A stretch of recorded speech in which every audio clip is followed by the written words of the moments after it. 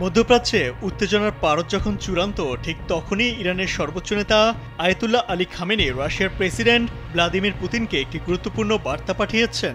চিঠিটি মস্কোতে পুতিনের হাতে তুলে দিতে সোমবার সেখানে পৌঁছান ইরানের উপ পররাষ্ট্রমন্ত্রী আব্বাস আগারচি। গত এক সপ্তাহ ধরে ইসরায়েল ও যুক্তরাষ্ট্রের সঙ্গে তীব্র সংঘাতে জড়িয়ে পড়েছে ইরান। এর মধ্যে যুক্তরাষ্ট্র ইতিহাসের অন্যতম বৃহৎ সামরিক পদক্ষেপ নিয়ে ইরানে পরমাণু স্থাপনের উপর হামলা চালিয়েছে, যা ১৯৭৯ সালের ইসলামী বিপ্লবের পর সবচেয়ে বড় আঘাত হিসেবে বিবেচিত হচ্ছে। প্রশ্ন হলো, কি ছিল চিঠিতে?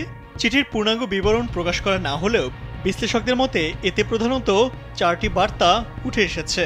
রাশিয়ার সক্রিয় ও প্রকাশ্য সমর্থন কামনা, যুক্তরাষ্ট্র ও ইসরায়েলের বিরুদ্ধে কূটনৈতিক ও সম্ভাব্যভাবে প্রতিরোধমূলক অবস্থান গ্রহণের অনুরোধ, বিশেষ করে পারমাণবিক কর্মসূচি রক্ষায় রাশিয়ার ভূমিকা, ইরানের শান্তিপূর্ণ পারমাণবিক কর্মসূচিকে আন্তর্জাতিকভাবে বৈধতা দিতে রাশিয়ার জোরালো অবস্থানের দাবি রয়েছে। এছাড়া পুতিনকে মার্কিন ইরান উত্তেজনা নিরসনে আরও সক্রিয় মধ্যস্থতাকারী হিসেবে কাজ করার অনুরোধ জানানো হয়েছে চিঠিতে। পাশাপাশি তেহরান চায় রাশিয়া দ্বিপক্ষীয় ও আন্তর্জাতিক অঙ্গনে ইরানের অবস্থান আরও শক্তিশালীভাবে তুলে ধরুক। মস্কোতে পৌঁছে আগারচি রাশিয়ার রাষ্ট্রীয় সংবাদ সংস্থা তাসকে বলেন, বর্তমান পরিস্থিতিতে ইরান ও রাশিয়া নিজেদের অবস্থান সমন্বয় করছে। আমাদের মধ্যে ঘনিষ্ঠ আলোচনার প্রয়োজন আছে।